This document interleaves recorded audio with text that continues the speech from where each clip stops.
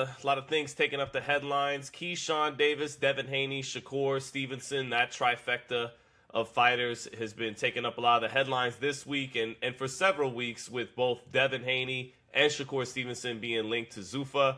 So I'll share some intel I got yesterday coming out of Raiders OTAs. I'm covering Raiders OTAs. They had their final day of media availability for OTAs, and something comes across my way. I get on the phone and I get some intel and info from pretty reliable sources. But again, I wanted to get more intel from all around the way, but I'll get to that in a minute. So what was told to me is that Devin Haney and Shakur Stevenson have ironclad signed with Zufa. That announcement is imminent, could be as early as next week. This is what I was told. And I was also told that Zufa, the fight they want upon signing both of them, is them fighting each other. And I believe Mike Coppinger reported as much about a month ago. Well, the same was told to me yesterday. And what else I was told was the Haneys want the fight, Zufa wants the fight. The holdup is Shakur Stevenson. And so then what happened a couple days ago was Keyshawn Davis became the mandatory for Devin Haney's welterweight WBO title. Now, it was told to me that this was brought about by James Prince. Top Rank has always had a good relationship with the WBO, as people know.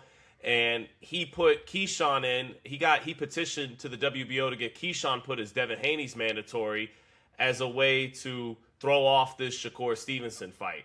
And the fight that the Haneys want first and foremost is Shakur Stevenson.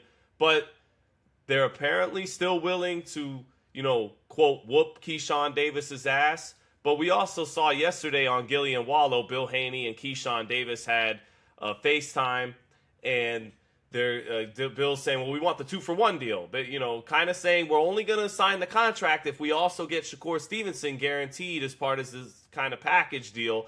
And I, kept asking, well, what happens if Shakur Stevenson decides to say, I'm going to fight as a lightweight or fight at 140 pounds, even though I don't know if Zufa's going to do super and junior weight classes. And kind of didn't, all I heard was apparently Team Haney is still willing to do the Keyshawn fight, but you also, again, saw on Gillian Wallow what was happening. I reached out to multiple members of Team Shakur Stevenson, tried to get word on it, reached out to people from Team Keyshawn Davis. What I did get from the Keyshawn Davis side is, look, I don't know, we don't know anything about all of that, about the politics of it all. All we know is we want to fight Devin Haney. So that's what I heard from Keyshawn. Try to reach out to multiple people from Shakur. I want to get Shakur's side because just because I have this intel, Shakur's been denying media reports for the last several weeks. So I would love to hear what Shakur Stevenson or James Prince or anybody from his team has to say that would off-put what I'm hearing from sources. But that is where we're at, that from what I've heard. Okay. Zufa and Haney want Shakur, but instead Keyshawn Davis has been mandated for the title. And I think that's a great fight. All right, but before we get to who wants who and who's mandated what, let's deal with Shakur going to Zufa. Full stop. That on its own has massive implications for what he believes is his future prospects, right? If you're heading to Zufa, signing with Zufa, in the weight class you're in, with the opponents that are at your disposal, if you will, or at least attainable for you now, based on who Zufa has currently signed alongside you, which I guess we can, is it only Conor Benn that we can say is even relative to the weight class of Shakur Stevenson? Where are you going and why?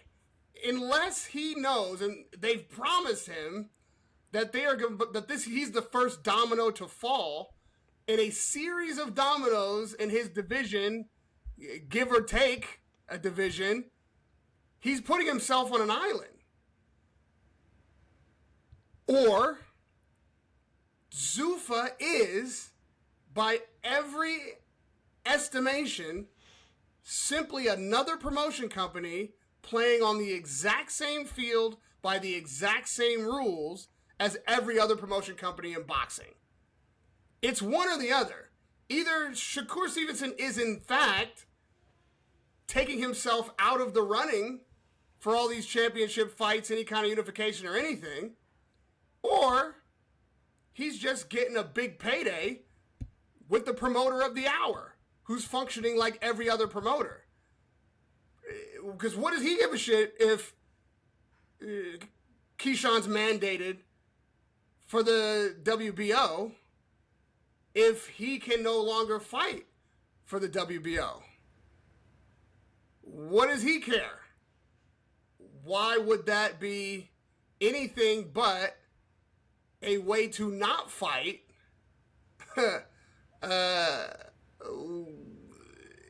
every and anybody else?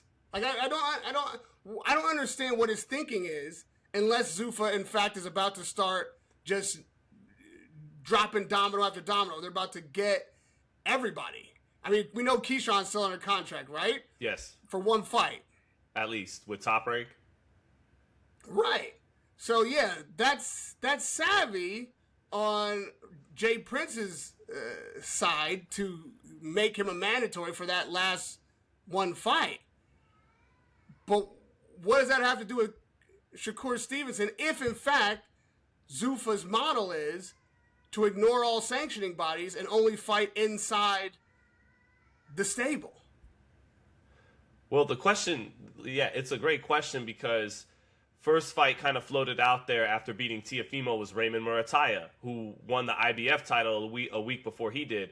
Murataya's off the table now. He's fighting Robson Conceição, right? Then Conor Benn was floated out of there, but Ryan Garcia says a lot of things. Maybe nothing is really finito yet, but he mentions fighting Conor Benn on Jimmy Fallon. Conor Benn's talked about fighting Ryan Garcia, same thing. So they seem to be circling each other when it was first thought that maybe that would be Shakur's Zufa first fight is against Conor Benn. And then if you don't want to fight Devin Haney at 147 pounds, and he has talked about in the last several months, why not fight at 144 and have a rehydration clause, or maybe don't have a rehydration clause, but still fight at the catch weight of 144 pounds. So he has... Wait. What's 144 pounds? What division is that? That is still welterweight. 144 pounds is still welterweight. Technically, between 141 and 140. Now, I'm with you. If you want to fight the welterweight champion, you fight the welterweight champion at the welterweight limit of 147 pounds. But he doesn't want to fight the welterweight champion. Huh? He doesn't want to fight any champions that aren't Zuffa champions, apparently, or ring champions, right?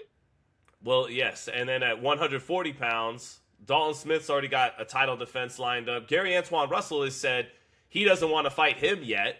And Richardson Hitchens vacated his belt and signed a Zufa as well. But they're friends, so they're not going to fight each other either. Another brother? Yes. Listen, man. Educate me. Does Zufa have a 140-pound division? I don't believe so. I think yeah. I don't think so either. So, can't fight there. Zufa does have a 147-pound division, right? Yes. Okay. So, since they're not adhering to sanctioning bodies, then 147 is 147. Right? Right. There is no 144-pound weight class. There's no fucking 144. You might as well put it at 140. Like, what are we talking about here? And if you're fighting at 147, well, you're fighting for the Zufa 147-pound title. I'm assuming, I don't know that it's an assumption, based on what we now know, which is actually not even that Shakur is at Zufa. But we're making that assumption. We're assuming that is true. It's just what I was told. Let's see what happens. Shakur has refuted all this Haney stuff throughout the last couple months and all this. When Eddie Hearn dropped the bomb a couple days ago that Shakur is going to Zufa, Shakur tweeted about Eddie that he's got nothing against him, but basically I think what he's trying to surmise in so many words is it's all bullshit until you hear from me, which is why I wanted to speak to him about all this stuff, but haven't had a chance to yet. Okay, so if he goes to Zufa in the current environment, if he's the guy that goes there now and nobody else, that has to indicate that he has ceased to want to win sanctioning body championships. That takes all those narratives off the table. By Zuffa's definition of themselves. Okay. Right? Here's some gray area, though, right? Is Conor Benn signed to Zufa for the Regis Prograis fight, right? But he fought on Netflix on a ring card, ultimately. So, and I made this joke to you, too, when we were talking about this the other night. Are you really signing to Zufa? Are you signing to Death Row, or are you signing to Interscope? Because now you're at it. Okay, when Tupac and Dr. Dre and Snoop Dogg made albums on Death Row's fingerprints were on it. Their logo was everywhere. It didn't say Interscope on All Eyes on Me. It may have somewhere on the album, but the big Death Row thing logo was on there. And that's the question I have about some of these Zufa signings, which I bring that up because you're talking about sanctioning body belts. That opens a pathway where you could still fight for some sanctioning body belts. Are you signing to, because, okay, Shane Mosley Jr., Callum Walsh, Rayo Valenzuela, these guys are on Death Row. But Conor Benn was on Interscope for his first fight, all right? Now, for people who don't know, because we're from the 90s, Interscope owned and distributed and financed Death Row Records, right? But, and just like Turkey and the Saudis, 60% own and subsidize Zuffa Boxing. So are you fighting on, is your album coming out on Death Row or is your album coming out on Interscope? If these deals of Shakur and Devin are ultimately just going to lead to Netflix ring shows, that is not the same thing as fighting on Paramount at the Apex Center or elsewhere, my friend, on Zuffa 06, Zuffa 07, Zuffa 08. Exactly. Who's your promoter? Yeah. If you're signed to Zuffa and you're fighting on ring cards, the last of which was promoted by Gold Star, technically, right? Because Ring isn't even a promoter. Right. So, if Zuffa's unwilling to deal with the sanctioning bodies according to their definition of themselves and how they're going to fix boxing in the way they're going to fix it, you're telling me they're not going to deal with the sanctioning bodies, but they're going to co-promote with other promoters who are absolutely dealing with the sanctioning bodies? Well, they are, but they aren't. This is from what I could surmise, their version of events is, but we were willing to work with the IBF for Opataya. And it's the IBF, so the IBF's the bad guys. They're the ones who stripped the lineal champion. We had, it was them. They got up. This is how Zuffa's trying to play it long term, which is why I'm curious, how does this work with Keyshawn Davis? Do they tell exactly. Haney? Well, that's what I'm trying to figure out. Yeah. Also, okay, I love that. That's fine. But then what is all this nonsense we've been hearing since the advent of Zuffa? I realize the legislation hasn't passed yet, but I said when this thing launched, and it was already gray areas, that either accept that you're a promoter building a promotion company in the exact same way that so many promoters have built their promotion companies in the past. Small shows, mid-range fighters, big signings here and there, and you hope to get some traction and be able to get those fighters that you sign. Yes, sanctioning body titles. You're putting them in league with the best in their division, and you're working with other promoters to get your guys in position to win world titles, the exact same world titles that they've been shitting on. Or you don't sign anybody until the legislation passes and you put them in this UBO. But how disingenuous is it to sign fighters, use the current system while you claim the current system is a going out of business sale, completely broken and nonsense. You can't recognize any of these sanctioning bodies because nobody's the real champ unless Max Kellerman says so. And then line them up for those very same titles and then put them on ring shows, not even Zuffa shows, and still call them Zuffa signings. Yeah. What? How many shells are in this shell game? Where's the P? Like, why do we have to unravel all of this? Just say what it actually is, which is, at best, another promotion company. And you know what? At worst, the 6-belt era. Really, I guess it's a 5-belt era, including ring and the trophy. It's the 5-belt trophy era. It's where we are now. And if you can tell me that that's not more muddled, if that doesn't make things worse, now we've all of a sudden got two sides of the street again, right? Like, how is this better? How is this better? And I kept waiting for you to say that the reason that Shakur is not responding and is holding out and doesn't want to fight Devin Haney is because he's got a fight lined up with Foster. Maybe that's the fight he is pursuing next. That's what we were doing. He had a tweet this morning that said, so let you guys tell it, and I'm ducking a 130-pounder and a 147-pounder. Like, make it make sense. Well, I think I just did. Either you fight, like, yeah. Do you understand now?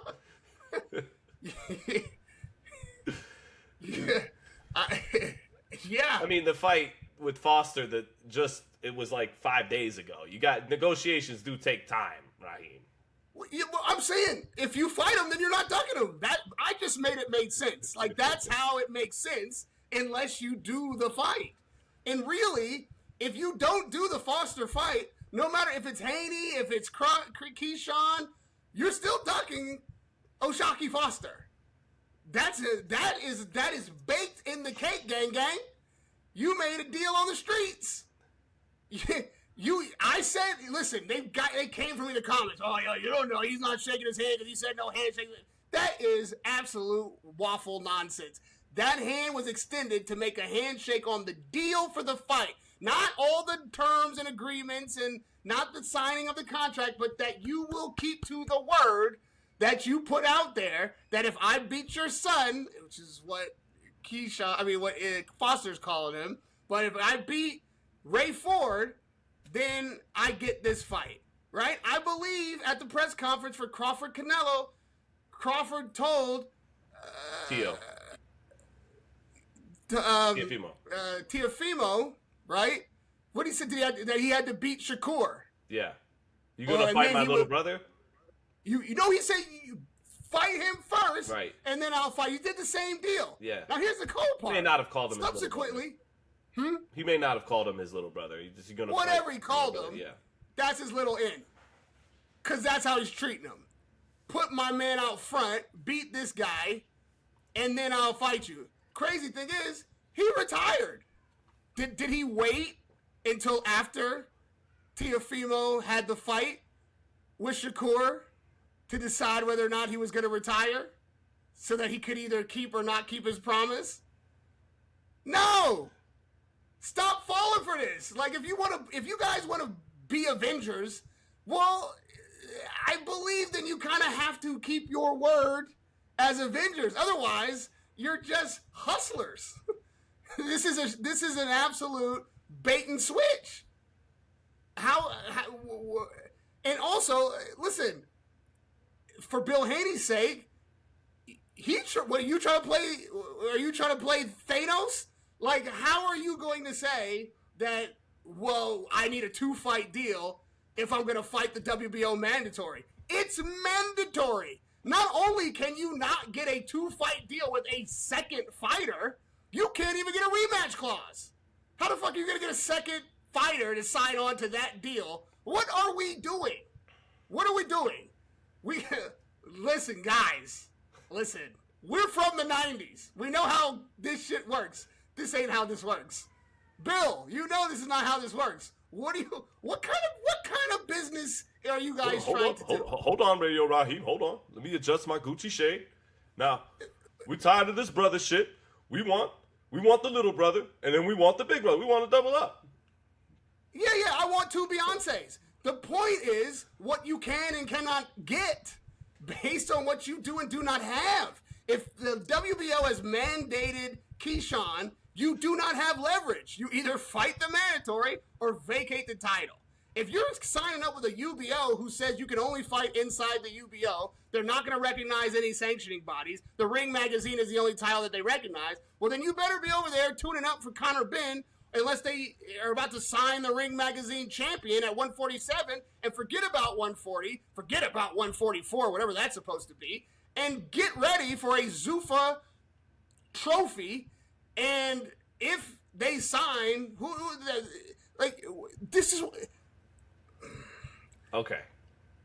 You understand? Like, I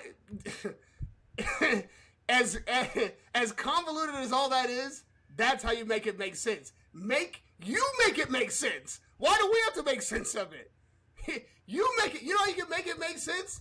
You can either keep your word and give us that Foster fight, which you could do as a lightweight, because you're saying they don't recognize junior and super weight classes. Stevenson is still regarded as the top lightweight and the super lightweight in the world at the same time. Could just say, fine then, I'm not fighting at 40 or 47. I'm a lightweight, and I want the Foster fight. Now, I don't know how that... Yeah. Now, Foster is saying, I don't know how that works when I'm with top-ranked DAZN, and eventually, as of the 4th of July, TNT as well. But guess what? Like we've been covering for over a year, that's all owned under the same umbrella anyways. Because Paramount merging with Warner Brothers means the same people that own Paramount Skydance, which hosts Zufa, are the same people that own TNT, which is going to host DAZN. But go ahead. Man, I thought this Zufa shit was supposed to make things simpler. No. Why do we're from the 90s, but boy, I feel like we're talking right now in the 2010s.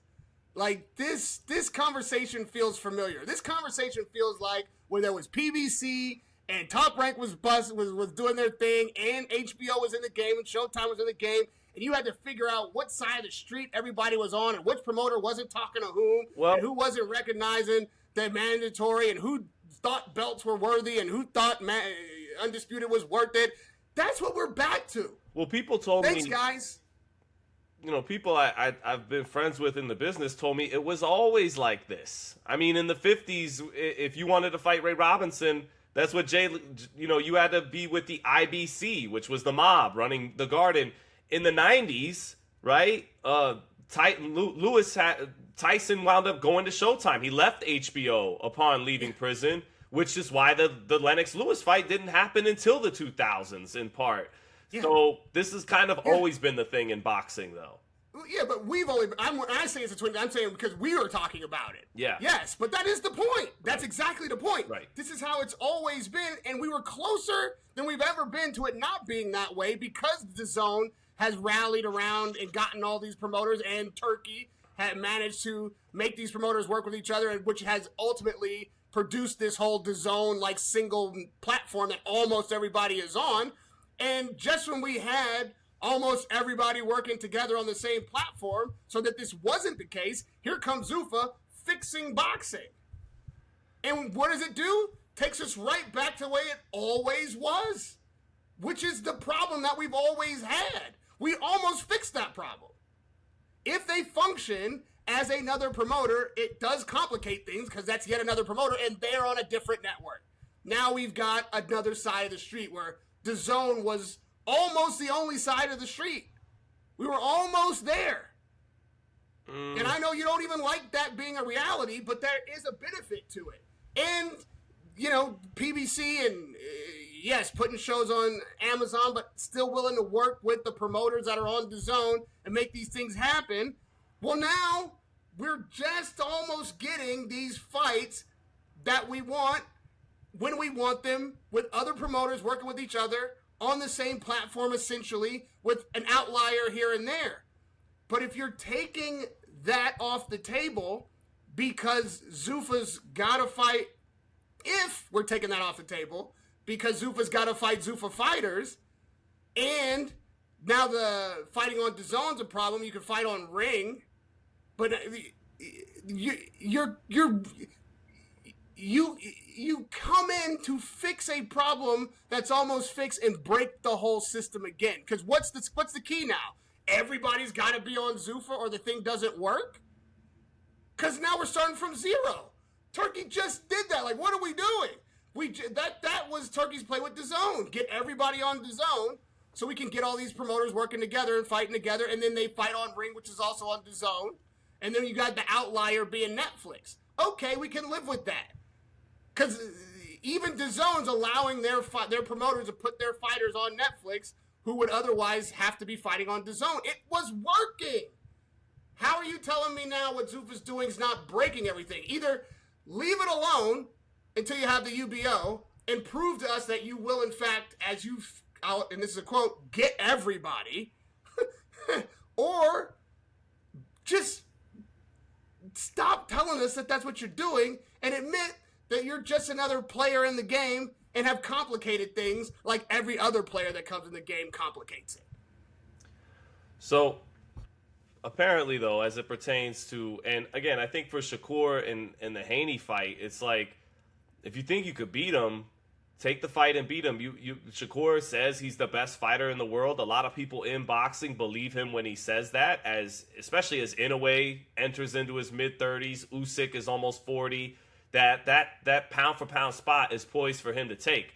Well, the fight is on the table, apparently, against Devin Haney. And when Usyk beat Fury, Fury was much bigger than him. You know, De La Hoya was bigger than Mayweather. He was older. Fury, too, had been through some wars. So you are fighting a fresher version of the guy you're being asked to fight than those guys did. But the point is, if you're pound-for-pound the best fighter in the world, this is probably the number one fight out there for you in the entire boxing landscape to actually prove that you are. But also, sometimes fighters, they like to move at their own pace when it comes to moving up weight classes and things of that nature. Like, Inoue was going to go to 126 after this Nakatani fight and is listening to his body and is deciding, no, I'm going to stick around 122 longer. Maybe that's what Stevenson, who's only had one fight at 140, wants to do. But that would be a pound-for-pound move, would be in your first fight at welterweight, fight the best welterweight in the world, beat him, and that's how you prove you're pound-for-pound number one. But moving on to the Keyshawn Davis fight, too, which is a fight I love, apparently Top Rank is fine doing that fight, and I heard that before I saw Steve Kim post a tweet that said he spoke to Top Rank as well and heard that they are all go on making Keyshawn and Devin Haney. And I also heard some other things that part of why that would make sense is they're not too sold that Keyshawn's going to be a long-term talent at Top Rank. I mean, guys that they thought were, like Lomachenko, who was a long-term talent there, apparently is coming out of retirement the day his deal with Top Rank is up. So Keyshawn, who's been training at the Performance Center at Zufa TKO for years now, has maybe shown some indications that the minute he could get out of his Top Rank deal, he's going to get out of his Top Rank deal. So they're thinking, hey, let's make this fight and try to sign him. If he goes ahead and wins that fight, let's try our best to keep him long term. But if not, we might as well roll the dice and make the biggest fight and money possible while we still got him. So they're all for it. I'm still all for it. I understand the Haney's point of view that, well, we want the guy who's proven. We want the decorated 4-division champion against ourselves, 3-division champ. We want that pound-for-pound elite versus elite, apparently, too, in-house fight, both signing with Zufa, apparently. Then what's the holdup? But if it's going to be Keyshawn, they want to retain that WBO championship. Huh? The holdup is they want to hold up that WBO championship. The holdup is that the sanctioning body belts matter. No matter what kind of nonsense is being prattled out by Zufa, these fighters regard those belts. They cherish those belts. They want to keep and win those belts. That's the holdup. Otherwise, there would be no conversation to be had. We'd be on here talking about the announcement of Devin Haney versus Shakur Stevenson. If they're both, especially if the rumors are true, what else would be the holdup? It's that. Well, I do love, again, I'm saying it for like fifth time, I do love the Keyshawn Devin Haney fight. I think that's a great fight. And hey, they tell you what, if you can make that fight, and that shows that Top Rank and Zufa can do business, then the co-main could be Shakur Stevenson versus O'Shaquie Foster. Can it? Oh, yeah. I mean, it's probably gonna be two different cards. I don't know. Yeah. I don't know if Shakur's going for that, but I hear you. Yeah. Yeah, two separate cards, whatever. However you want to do it. Point being, that then shows that those two entities can make a fight together. So. Yeah, you got to work with everybody if you're Zufa, or you got to sign everybody. Or you got to sign guys and make them wait on anybody. that's the landscape they're creating.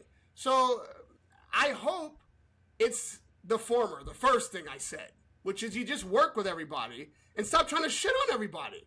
And then if you want to, at some point, this legislation gets passed and you make a big move and all of a sudden, you know, it's Valentine's Day massacre where everybody all of a sudden shifts to Zufa all on the same day. Fantastic. I'm here to see that happen. You do what Michael does in one. He closes the movie, whacking the other 5 families' dawns, and he consolidates all the power. Right. Yeah. But even if that were to happen, the reality is that you still had to get in the game and build your stable and work inside the system that you claim is completely devoid of legitimacy and broken. And you'll have to admit that those fighters that you signed still want to represent those sanctioning bodies that you say carry no weight. Conor Benn wants to be WBC champion. That's why he wants to fight Ryan Garcia. Devin Haney wants to be and remain WBO champion. That's why he doesn't want to vacate, just so that he doesn't have to fight Keyshawn and Davis. And every fighter that you sign worth their medal is going to want that medal. They're going to want those bodies to acknowledge that they are champions. They're going to even want to become undisputed. Yes, the Ring Magazine belt that carries a lot of weight too. They're going to want that too. They can fight for that too. You know what's kind of funny? You know what's kind of funny is if that's true and you have both Haney and Shakur and you can't make the fight. Welcome to boxing. Like, even when you do have both guys, you're not able to put the fight together that you want to put together. Which is... But the irony is, yeah, because of a problem you yourself created, actually. Because, you know what I mean?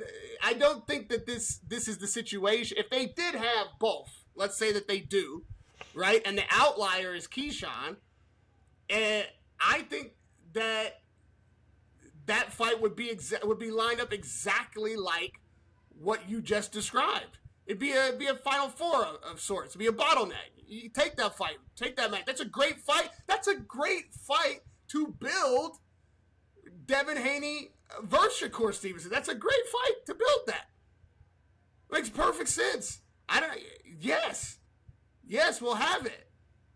But because Zufa won't work with WBO and Top Rank and Keyshawn Davis, the fight can't happen. Well, that problem we had just solved in boxing. Well, we got to let it play out. Then maybe it will happen. No, okay. Okay, I hope it does. Me too. But then can we just make some admissions? Can we stop with the bull? Can we just stop with these press conferences and these quotes that have no relation to reality? I just want them to admit that they're doing the same fucking thing that everybody else has done forever. And then we can move on. We'll open arms. Open arms.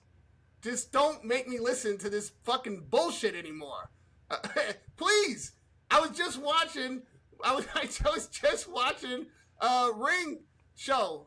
You know, I like the show. But every now and then, Max slips in this thing. Oh, I don't even know who the WBC Cruiserweight Champion is. Yes, you do. Will you stop? Yes, you do.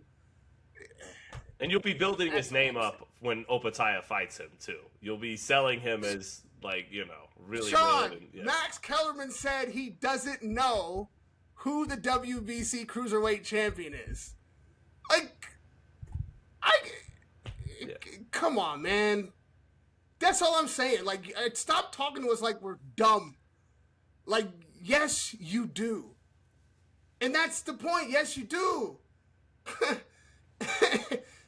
Why do you have to pretend like you don't? What? That's the part. That's the thing. That part right there is what makes everything seem like a con. You know what I mean? Just acknowledge what it is. And then when it becomes something else, we can trust you when you say it's that. Right? I'm just curious how it plays out. Is Stevenson wind up apparently, based on what I'm hearing, change his mind and say, well, fuck it then. Let's do it at welterweight. Let's make the fight. Does Zufa get what it wants in that scenario, or do we get Haney and Keyshawn Davis? After all, they're both pretty good fights. I mean, great fights, really. Great matchups. So we'll see what's up. Yeah. I can't wait to see what's up. Yeah. I can't wait to see what's up, Sean. Like, you know what's up? Same shit that's been up. Like you say, from the beginning of time, that's what's up. So yeah, in this argument, my friend, we up.